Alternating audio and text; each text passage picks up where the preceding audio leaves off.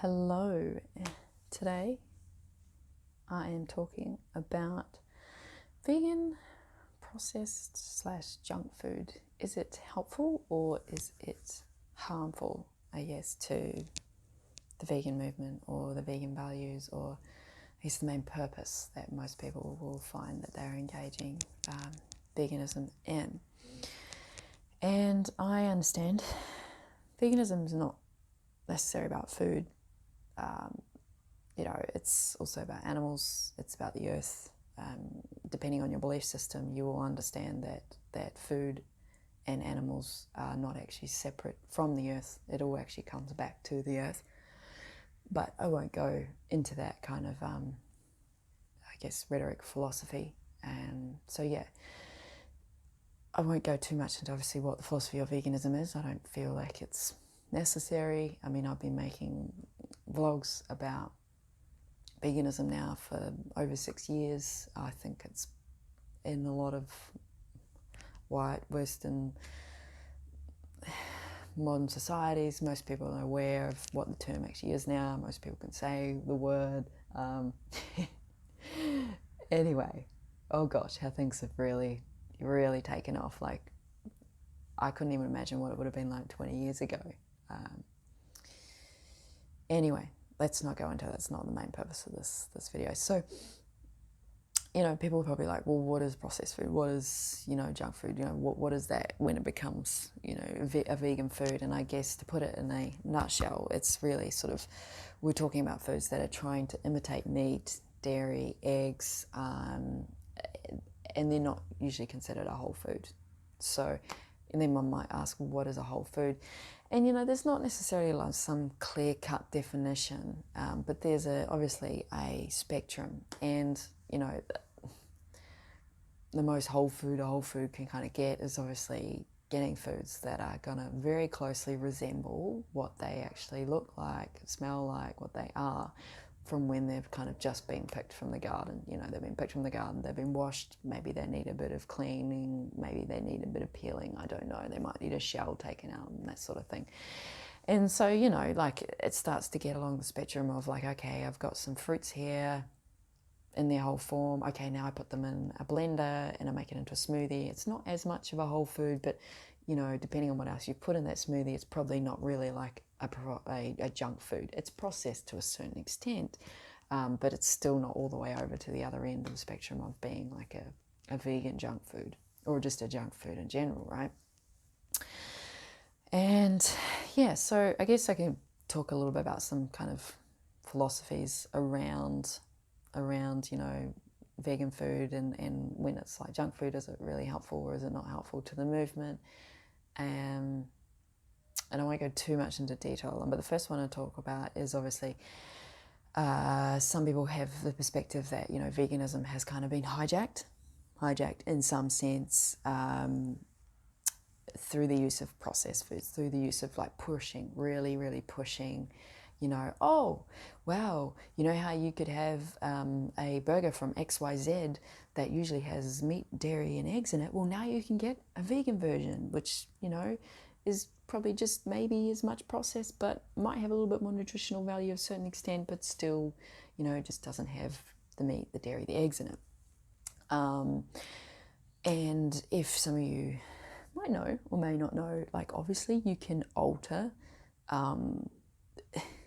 one's being a lot through the use of food. So, getting people to eat particular foods of certain kinds can kind of perpetuate a sort of state of almost disease in people, which some organisations and industries may make money off. I don't want to go too much into that rabbit hole, whatever. Whereas if you're promoting something that is going to cause potentially less disease in the body, then you're only going to sort of create an economy that looks a bit different, and that maybe certain players, organisations, entities, nations, whatever, might not get to financially benefit as much off that. So that's one rhetoric. Before I get into some of the others, I also want to mention I do understand that often vegan, processed junk food, whatever, is a stepping stone, especially for those that already eat a lot of processed foods, that already eat a lot of junk food, yeah, it can be a stepping stone to get away from like eating things that are made from animals that are really processed to then getting things that are not made from animals that are really processed.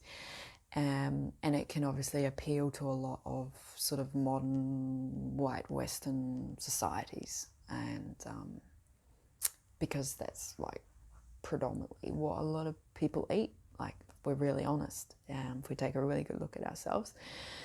However, like, if we really want to live a more healthier, more connected society, we're going to have to move towards whole foods.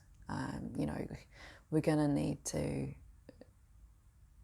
really realise this and really assist others with going along that path, because, you know, we already know it's going to be better for the environment, it's going to be better for the animals, it's going to be better for our health, mentally, emotionally, physically, spiritually. If you're not into that, that's fine, whatever.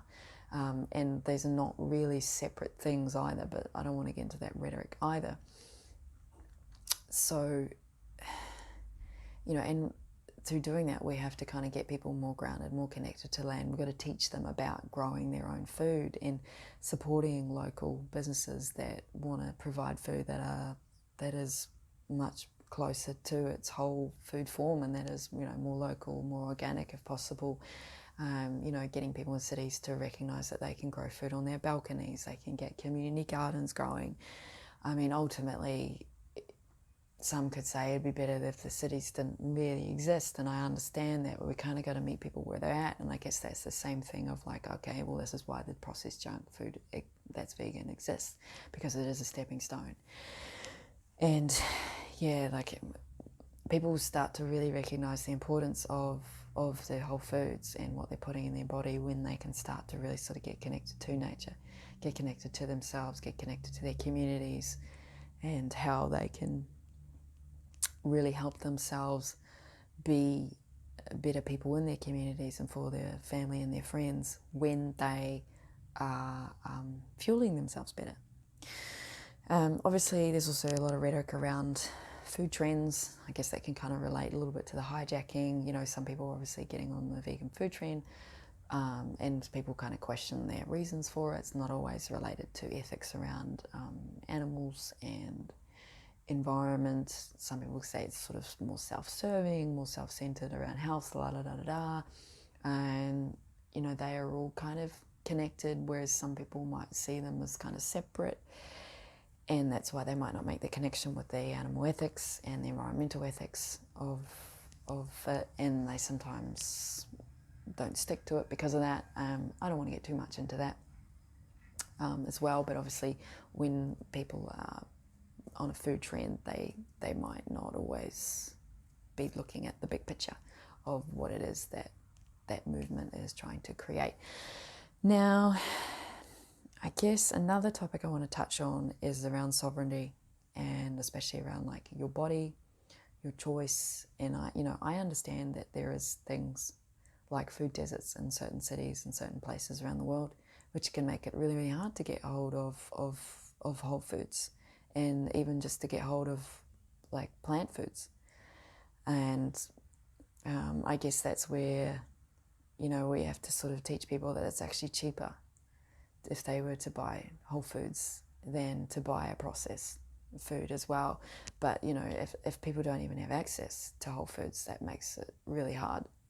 Because, you know, we know that if you were to get some beans and some herbs and, you know, mash them up or blend them up into something and use that as a dip or a spread instead of buying a processed vegan cheese, it's much cheaper. But if they don't even have access to beans and herbs, I mean, you don't have to have beans, but, you know, if they don't even have access to something like that, it makes it really hard. And, you know, because otherwise they're just going to keep buying really cheap junk food that A, is not vegan, and B, is not even a whole food. So, yeah, there's obviously a lot of work that needs to be done around that.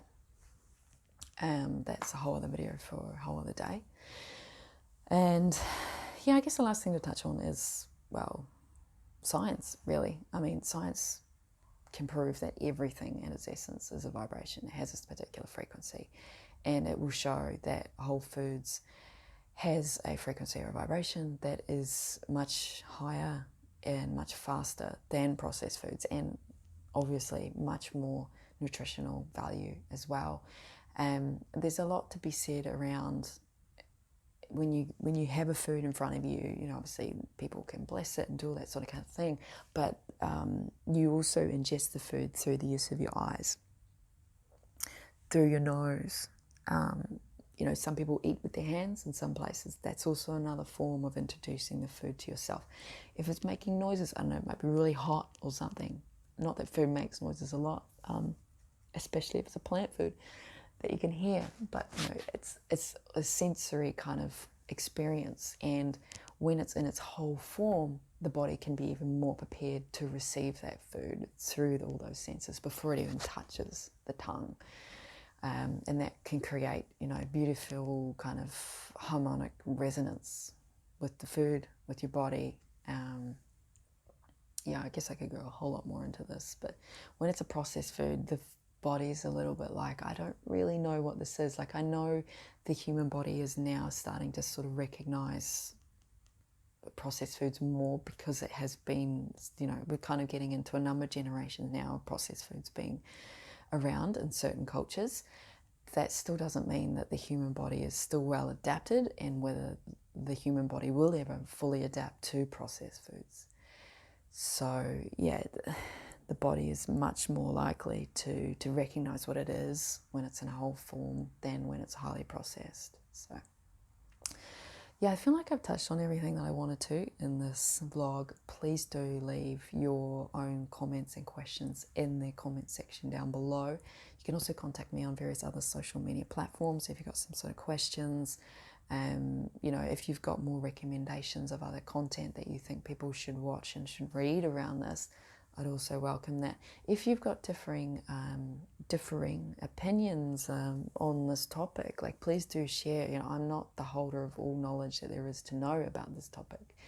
You know, it's just through my own experience and through what I've seen that has led me to these things that I've shared, obviously. So also, if you've got any like vegan topic ideas that you know, your things that you really want to know more about, please leave them in the comment section down below. I'm always very curious to see how I can show up and provide information that people want to know more about, and I will see you in the next vlog.